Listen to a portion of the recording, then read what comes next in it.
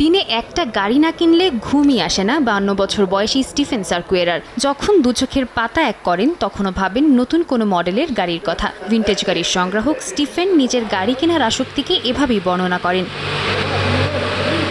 16 বছর বয়সে বন্ধুর দেয়া পিউগেও 203 ছিল তার প্রথম গাড়ি। 40 বছর পর এখন তার সংগ্রহে আছে 530টি গাড়ি ও 200টি মোটরসাইকেল। এর মধ্যে রয়েছে একটি ফেরারি 308 ভেট্রো রেসিনা ও সিট্রোয়েন 2GP সহ আরও অনেক পুরনো মডেলের বিরল গাড়ি। ফ্রান্সের গ্রিগনি সারন শহরে রেলগাড়ি রাখার পরিত্যক্ত একটি গ্যারেজে ঢুকলেই চোখে পড়ে তার সারি সারি গাড়ির সংগ্রহ।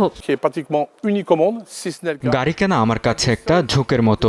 দু চোখের পাতা এক করলে আমি ভাবি আগের দিন কোন গাড়ি কিনেছিলাম বা পরের দিন আমি কোন গাড়িটা কিনবো।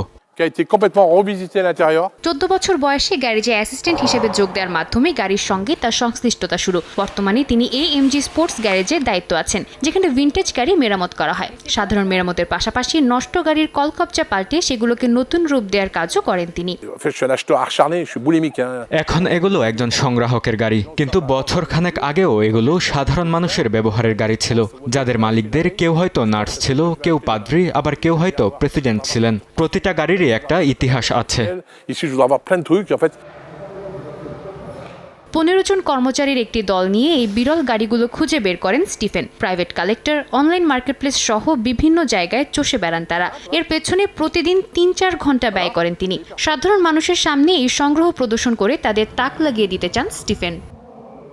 সাদিয়া তাসনিম, সময় সংবাদ।